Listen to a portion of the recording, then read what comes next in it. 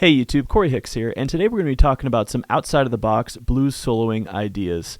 So if you've ever felt like your blues playing is getting stale, or you keep reusing the same ideas over and over again, I'm going to show you how you can use your music theory knowledge and major scales and modes to play over the changes to a blues, get some new ideas, and kind of breathe new life into your playing. So let's get right to it. Here's a few examples over a standard F blues with a quick change turnaround.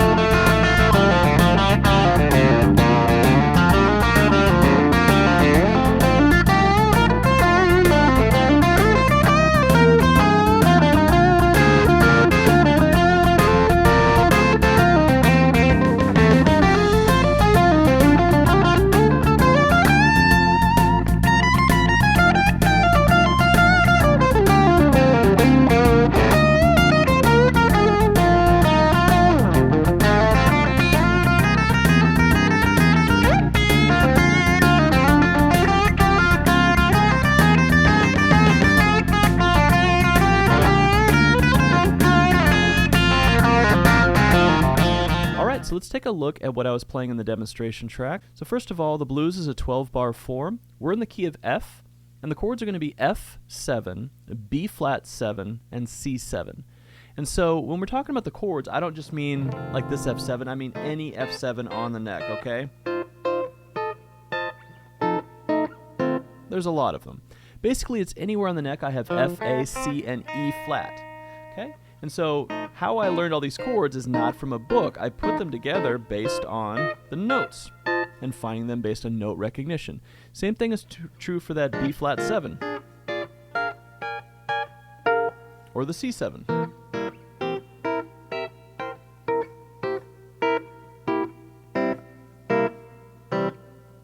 Okay, and so that's just one of those things that you can take the time to do, but what's really important about that is that if you know where the notes are and you know the intervals, so if I'm playing over an F7 chord, I'm playing 3, flat 7, root, and 5. Okay, that's the note A, that's the note E flat, that's the note F, that's the note C, and you can find them really quickly. Okay, and so this is one of those things, in a lot of my videos I talk about this stuff. If you're kind of interested in, well, okay, so how do I do that? Usually when I start with a student, I'll say, let's memorize the chromatic scale, be able to say that really fast, you know, C, C sharp or D flat, D, D sharp or E flat, E, F, F sharp or G flat. We have G sharp or A flat, we have A sharp or B flat, B, and then back to C. So it's 12 notes, right? Being able to find them anywhere on the neck. You know, finding all my notes really quick, those are all my Fs, right? So being able to find things fast and locate them fast is super important. And then the next step would be to learn all your major scales. I've done a lot of videos on the major scales and learning those, so you can check those out if you want to know more about that. But this video is specifically about blues improvisation. So over that F7 chord, you may have noticed that I'm playing a lot of Mixolydian, or it sounds more major, okay? So that's the appropriate chord scale for the blues. That goes with the chord. Now, you don't have to play it. A lot of great guitar solos have been played with just the minor pentatonic scale. But this is a video about finding things outside of the box. This is a video about finding new vocabulary that's different from the stuff that you normally play. So I'm not going to say one is better than the other. I have a lot of my favorite guitar players do one or both approaches, okay? So just understand that if I'm playing an F7 chord, the most important note of that chord is the note A. Why? Because it's the third. F can't be the most important note, because then we'd have, you know, different chords like F7, F major 7, F9, F half diminished, F fully diminished, F flat 13. All those chords can't have the same most important note, F, right? The most important part of a sentence is not the period, right? So usually, right? So the root is going to be kind of one of the most boring notes you can play over a blues. It's there, it's a great note, B.B. King plays all the time, Albert Collins, that type of thing, but we're looking again for new things. Okay, so what I'm going to be doing is trying to play the third, and I have to use the Mixolydian mode to do that. So F Mixolydian is the fifth mode of the key of B flat major. So if I'm thinking about an F Mixolydian scale, I don't mean a scale pattern, I mean all the notes that are inside of F Mixolydian. Okay, so F Mixolydian is going to be the notes F, G, A, B flat, C, D, E flat, and F. Okay, so those are the notes that I'm focused on when I'm playing over the F chord for this type of sound. Now, if I use the minor pentatonic scale, let's just kind of talk about that for a second. Here's my F7 chord. Again, we said the A note's the most important note because it's the major third. It's what defines the chord as the main triad, right? It's not minor, it's a major triad, okay? So if I play the minor pentatonic scale over the F7 chord, it sounds like this. Because I'm playing, and the chord's playing the major third, okay? So this is a huge revelation to a lot of players when they first start getting into chord scale relationships and understanding, you know, how notes reflect and work over chords. So knowing that playing the F minor pentatonic scale over an F7 chord, you're going to be, you know, two of the notes are actually not that great. The fourth note is going to be dissonant with the major third as well. And so you have 5 notes that you're choosing to use, and 2 of them sound dissonant, so you got 3 left. That's not a very good field goal percentage, so to speak. Okay? And so when I started off this track, I played an F Mixolydian lick. Okay? And that's based off of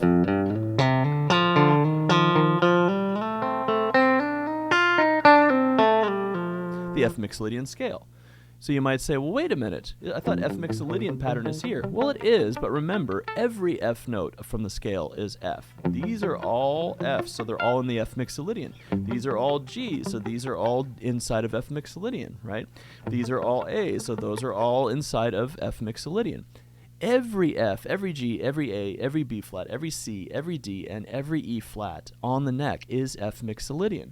And so, if you want to think about a diatonic to the key of B flat, I'm starting in what would look like some B flat major scales. But remember, it's only B flat if a B flat major chord is being played. In this case, the F7 chord is being played, and so sounding the F Mixolydian notes on top of that is what's giving us the correct sound. Okay, so then you'll notice on the blues, this is a quick change blues, so it goes to the 4 chord in measure 2. And so that is going to be my B flat 7 chord. Okay, and so what I'm doing is I'm timing my F Mixolydian lick to get to the root of B flat when that change happens. It sounds like this. Okay, and then I have to play a B flat Mixolydian scale because it's B flat 7. Okay, and so when you're playing over a blues, a 3-chord blues, it's not actually 1-4-5. It's actually 5-5-5. F7 is the 5 chord of the key of B flat. B flat 7 is going to be the 5 chord of the key of E flat, and C7 is the 5 chord of the key of F. And so a blues is not really a 1-4-5. It's actually a 5-5-5. And so this can really help players kind of feel out the changes. So, you know, on a, micro level, I guess, what I'm doing is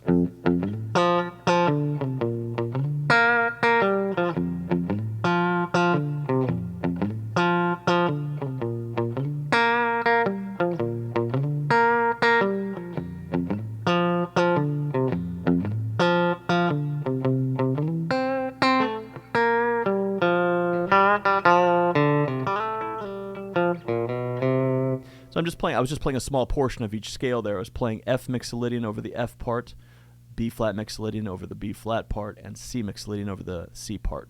And so you need to know, even to play an F blues over the entire neck, like you saw me moving throughout all the different ranges of the guitar, I need to know F Mixolydian throughout the entire neck to be able to do that, right? What about... right? Or if I want to do C Mixolydian, not here, but if I want to do C Mixolydian, I don't know, gosh, here. Right? So you need to know the whole neck and all these different things, or at least strive to do that, right? You can have a lot of fun playing guitar without knowing all this stuff, but I think it's more fun to know all this stuff. And so how do you get here? Well, you have to know all your major scales so you know all your Ionians, Dorians, Phrygian, Lydians, Mixolydians, Aeolians, and Locrians of every key. Remember, there's 12 major keys. Okay, so each one of the chromatic scale notes has a major key built off of it, and inside of those keys are 7 modes. That means there's 84 modes to explore, and I have videos on this as well. You should go check them out. And so if you're fluent through all 84 modes, anytime something comes up in a song, you know how to play over it. If someone says, hey Corey, play over an F13 chord, or F13 I said, right? If someone says, you know, F sharp minor 9, if someone says D flat minor 7 flat 5,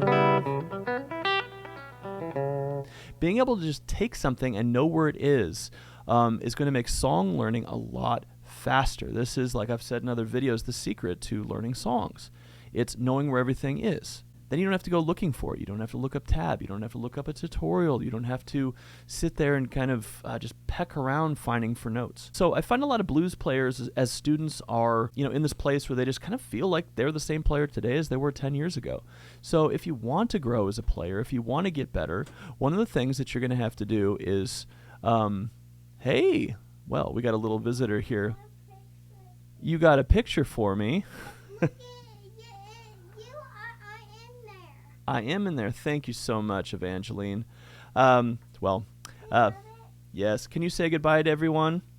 Bye-bye. Okay. We'll see you next time. All of my Patreon information is in the description below. If you'd like to check that out, if you'd like to join up there, and you can look into lessons with me, get some more information about courses.